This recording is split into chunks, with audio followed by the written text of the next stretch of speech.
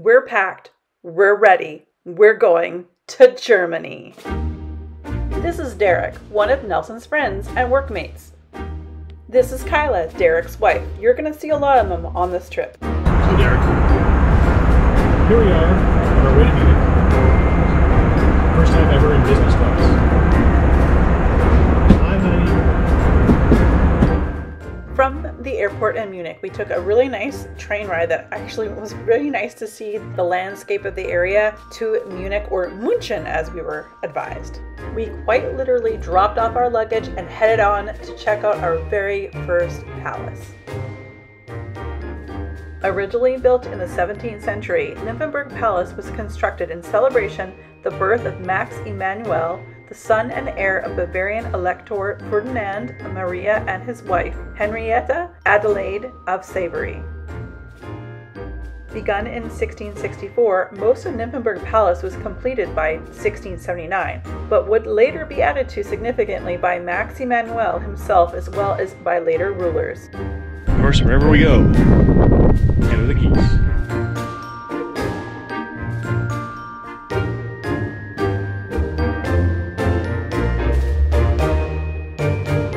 This place is amazing. We haven't even gone through the gates. The exuberant ceilings frescoes are by Jean-Baptiste Zimmermann and inspired the name of the palace. He painted them on his back just like Michelangelo's style. Bavarian ruler Ferdinand Maria and his wife Henrietta Adelaide had been having some unfortunate fertility problems. In 1962, after a 10-year effort, they finally had their coveted son.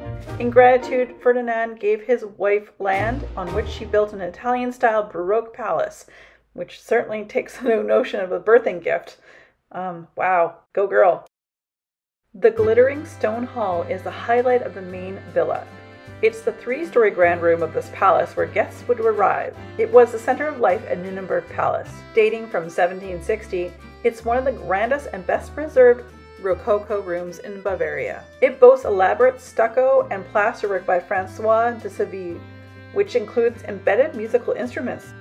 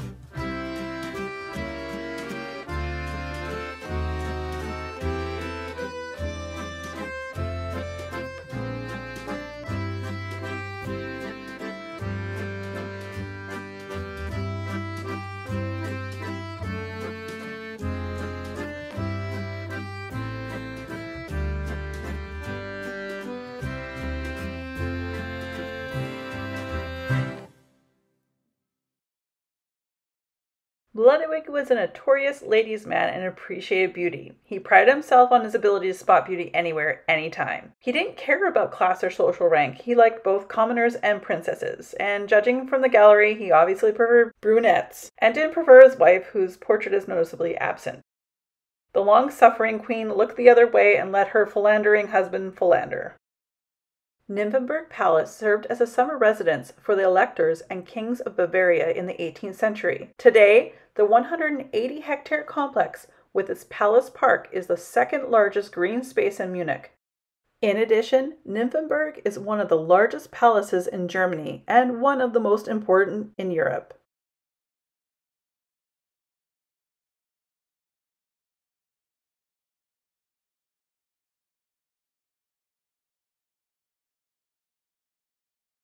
And as Nelson and I generally do, we do like to search out some Christmas ornaments to add to our Christmas tree each year. But unfortunately, there weren't any ornaments here at the gift shop that actually stated where we were, which is kind of what we wanted to find, but we didn't. But they did have amazing flatware, beautiful cups, plates, saucers, and all the like. And of course, they had some really cool beer steins. What did you find? Is that a stein? A German beer stein. 70 euros. 70 euro, yeah. Oh, here's a little mini one. This one's for $49.95. Quite literally steps away from our hotel and right in the heart of the train station, there was an amazing Dunkin' Donuts. Now, maybe some of you are like, why are you so excited? Well, we don't get a lot of these types of donuts in Canada. So we had to indulge and help Derek out because as we learned, this is Derek's kryptonite.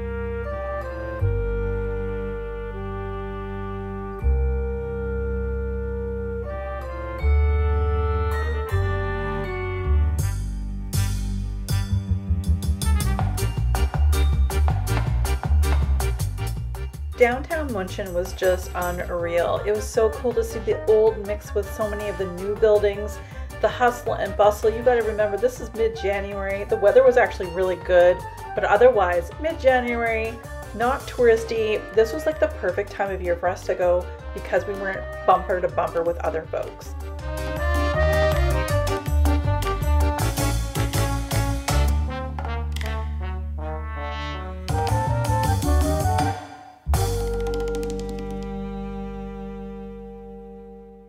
Even found this really cool skating rink. So as a Canadian, this was very cool to see, and I'm sorry to disappoint you, none of us went skating, FYI.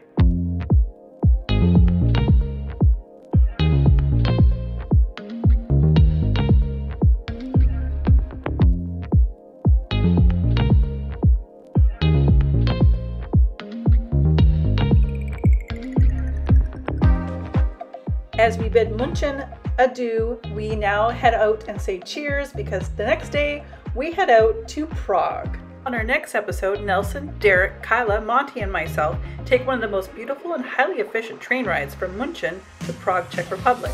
We check out all the amazing historic architecture and art.